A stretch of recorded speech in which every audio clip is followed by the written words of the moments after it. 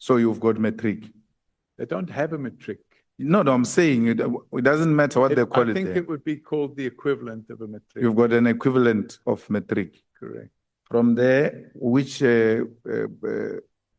post-matric or post-A1 level did you go to? So university or technicon or anything of that sort? I went to a technicon, but I'm not prepared to discuss my educational background. Which one? I said I went to a technicon, but I'm not prepared to discuss my educational background. I made that clear. And no, you're going to have to discuss your educational background because you took our money. We hired you at AXA. At AXA. No. That's our money. Okay. You only get that money if you have reached certain particular qualifications. So we want to see if you received that money legitimately. Which money? AXA. You worked for AXA. They were paying you a salary. They paid a salary. Yeah. I gave them a good return on that money. No, it doesn't matter. Did you get any tertiary qualifications? Yeah, I did. Which is what? I'm not prepared to discuss it. But I want to check if you're qualified. You go ahead and check. No. I want to check with you if you're qualified to be head of aviation security. Well, then you should perhaps speak to AXA. And if you look at the report of the 2002, there is no even such a structure in the organogram of AXA. In the report of AXA, there is nothing called group aviation security, group heads aviation security. You are the only person who's using that concept. No one at AXA is using that concept. Even the advert, there were 2 adverts that year which were taken out. None of those adverts say group head aviation security. They say aviation security. So I don't know where you're getting your information from, but I think it's defective. I'd like to refer you to a page in the annexes. Come to the page number now.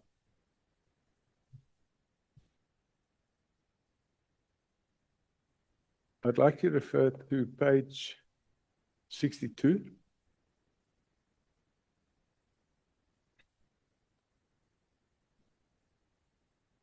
Yeah.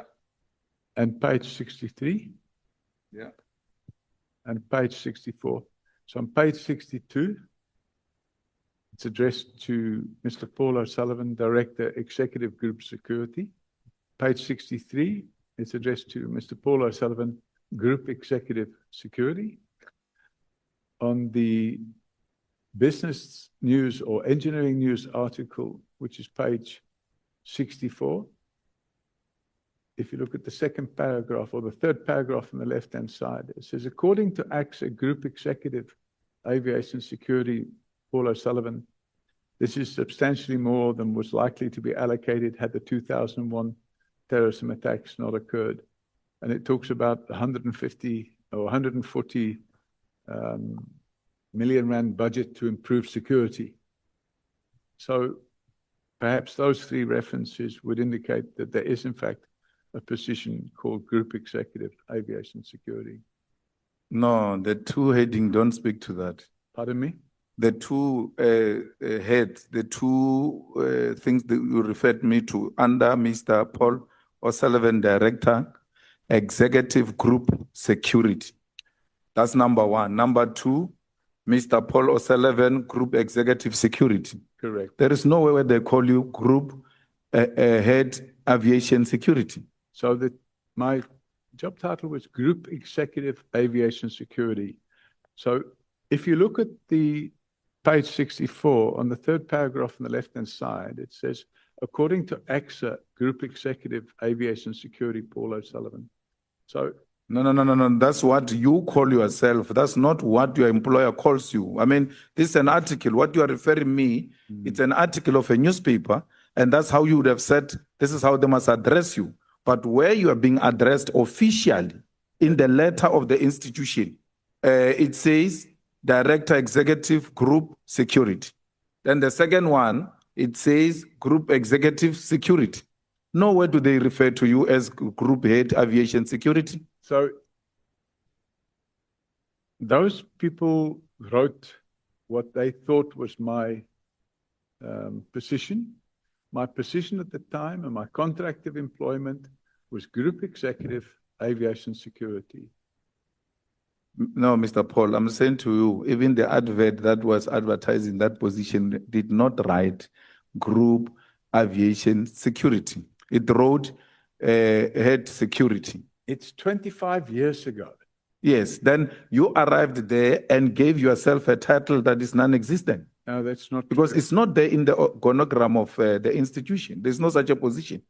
In their report, if you go and read their 2001 annual report, which will probably be published in 2002, if you go and check that report, you will realize that there's no such a position in that structure. Chairman, But let's pass that. I'm just making the point that I was employed at AXA and I was employed in the position of Group Executive, Aviation Security. But say, I'm going to have a problem because you cannot refuse to tell me what are your tertiary qualifications, yet you occupy a head aviation security position, which it's equivalent now, as if you look at the adverts this year, they require a master's degree and some 5 years experience. So I could imagine during your time, there's no way, even the one that I'm referring you to, it says it requires a degree or an equivalent.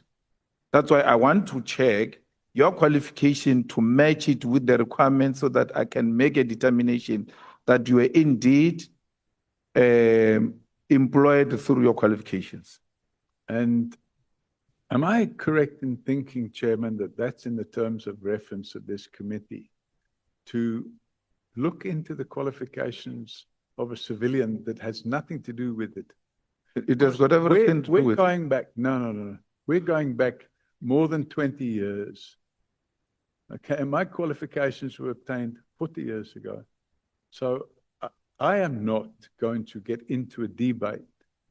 I have rights, and my rights include the right to privacy.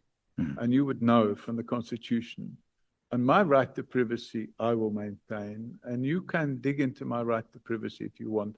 I'm here voluntarily, and I'm not going to submit myself to providing information which I believe you're not entitled to. So you can repeatedly ask for it, and you can make all the assertions you wish, but I'm not supplying you. You know why you're making this a big issue is because you lied yesterday and told us about a technicon that is non-existent. Oh, really? Okay. It's not there. You did. You told us that you went to some Manchester engineer or something. The chair can confirm that. Okay. You said that yesterday that you went to Manchester Technicon or something. And then when we went to research that institution, you said you went to a training in engineering. Yeah. We did not find such an institution existing. Yeah, okay. So, Mr. Paul O'Sullivan, you occupied a senior position without qualifying because you had infiltrated the system. If you believe that. And part of our investigation, the reason why we go to qualifications is we want to demonstrate that these people they don't have the necessary skills, yet they occupy strategic positions because of their proximity in the police to those, not in the police. But aren't we supposed to be looking, Chairman, at the allegations from the KZN Commissioner of Police, and instead you're now diverting? So what you've actually done, Chairman, is you've first of all invite me here, I come here, and now what you're doing is you're trying to impugn my character, and you've been doing it for the last 5 hours. And, you know, I'm not going to cooperate with that. No. You're going to cooperate. Look. No, you went to mess up our IPT and our justice system, our criminal justice system. We're trying to establish as to who is this person who is alleged to have done the following in the institutions that we're investigating. It is in that context that we're asking you about yourself. And it shouldn't be difficult for a person who has taken an oath to tell the truth, but nothing else but the truth, that I went to school and this is why. I'm not asking you whether you passed with this higher degree or not. I'm just asking, where did you obtain your qualifications? Because yesterday you told us about a different technicon that is not a Manchester technicon. Okay, and then you are doing engineering. you get the transcript of yesterday. Now I think today, you'll find your mistake. And Check, can you please intervene and perhaps remind him of what he said? Mr. Paul Robert O'Sullivan, you went to Manchester Technical. no, you- I said I and studied you- at Manchester, and somebody said, "Is it a technicon?" If you listen to me, Okay, so that sorry, you know what you are going to respond to. You went to Manchester Technicon and you obtained a higher certificate in electronics. That is the evidence that you deposed here Yes, yesterday. that's correct, and that is Yes. correct. Okay. But it's absolutely not called Manchester Technicon. But somebody said, "Is it a Technicon?" I said, "Yes," but it's not. But anyway, You see, you are now changing that. Now that you are no longer prepared to talk about your qualifications. But I just demonstrated to you, you spoke about your qualifications yesterday. And you were not qualified to be employed as head of anything at AXA because you didn't possess the necessary qualifications. Number two, which I want to ask is, after you went to, is it the military intelligence, did you work anywhere else except when you left the military intelligence? did I work anywhere? What? Did you work anywhere after you left military intelligence? Yes, I did. Where? I'm not telling you Why? because it's none of your business. It's none of my business. So, okay, that's fine. You don't have an answer. And I know you don't have an answer because the question after that was going to be, where did you get the money to invest in the property investment? Because you were just from school, went to military intelligence, and then the next thing you come to South Africa for tourism, you love the place, then come back to South Africa to invest in property development, and not only in South Africa, but in different kind of countries. Where do you get that money from? Because military intelligence will not have given you such pensions. No, pension. I don't get a pension at the age of 26 or 20. That's what I'm saying. I did- Where did you I get the did money property development, and I made profit. Where did you get the money to invest in the property development? The first development I did, I borrowed the money from the bank, and I made a profit. And I reinvested that profit in another property, and I made a profit there. And I reinvested that in another property, and I made a profit there. So that's how property development works. No, I don't buy that story. Mr. Paul O'Sullivan, property investment is a very expensive investment. My suspicion is that you were given money out of the military intelligence to go and be an investor in different countries to continue saving them, inspiring those countries on their behalf. But you must look like you are an investor. With respect, Chairman, I think the honourable member has been watching too much TV Why? because you're speculating. You have never worked to get money to qualify to engage in property investment. How do you know that? That's what you told me, at least. You went to work at military in intelligence, and then from there you worked in a firm. You can't tell me, because if you tell me that firm, I will be able to evaluate, to check, and make 1 + 1 to see if we can make such money to invest in property investment. With all due respect, my property investment activities took place probably when you were still a baby. Yeah. But the reality of the situation is, if a person is an entrepreneur and he makes money, how can you then jump into the conclusion that that person is being paid from a government fund or something of that nature. That's pure speculation, and you don't have a shred of evidence. So what you're actually doing is you are making these speculations. It's your idea, and it's wrong.